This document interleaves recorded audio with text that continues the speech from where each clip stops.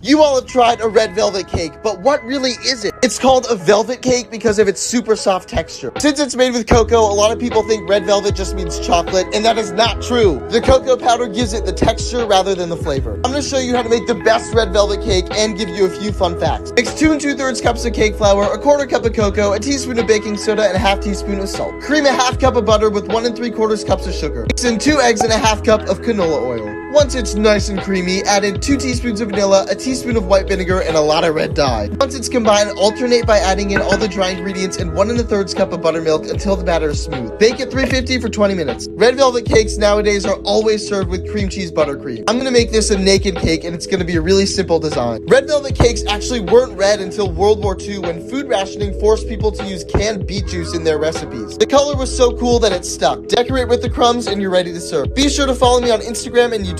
Out of all the recipes I've ever done, this is my all-time favorite. If I ever make this for you, it means that I love you and care about you, because that's how deeply I love the snow-baked strawberry cheesecake. It literally represents my love. For the base, tightly press together the crumbed up biscuit and butter mixture in the bottom of a springform cake tin. Line the sides with strawberries and chill it in the fridge. For the cheesecake, start by blooming your gelatin.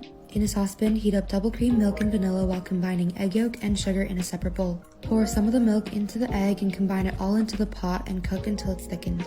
Strain it, add in the bloom gelatin, and mix. In a large bowl, loosen up the cream cheese. Add in the mixture we just made and set aside. In a separate bowl, whip up some cream and fold it through. Once it's smooth, pour half of it into the cake tin.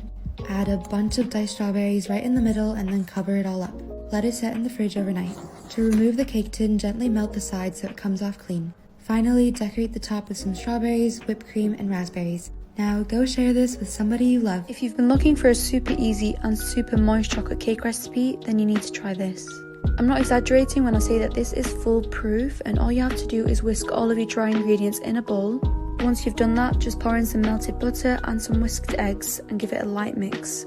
Then take some instant coffee granules, put it in some hot milk and pour that in and stir everything together.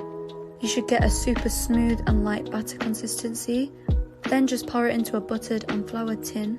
Go ahead and bake it in the oven, and then while it cools, you can start your chocolate ganache. And this is just as easy. You add some hot cream to some chocolate, let it sit, and then give it a mix. I added some Nutella spread, and then I poured the ganache, and I was done. This is so decadent and so rich, and it really reminds me of that cake that's in the Matilda movie. Every day when you're walking down the street, everybody that you meet has an original point of view. And I say, hey, hey, what a wonderful kind of day. If we could learn to work and play and get along with each other.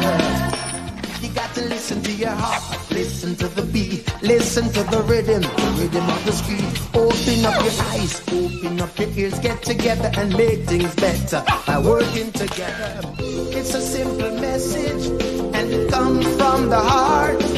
Oh, believe in yourself, for that's the place to start.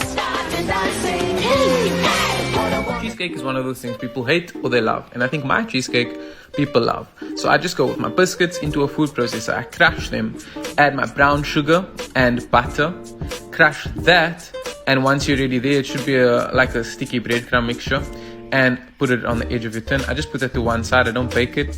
Add my cream cheese and sugar to a bowl, get it nice and smooth. Add the eggs a little bit at a time, mixing between each addition, making sure everything's smooth. Add the cream, everything goes into the same bowl, yes. Then you put it into your baking tin. Get it nice and smooth. I flatten mine with a spoon, it's just off camera, not magic.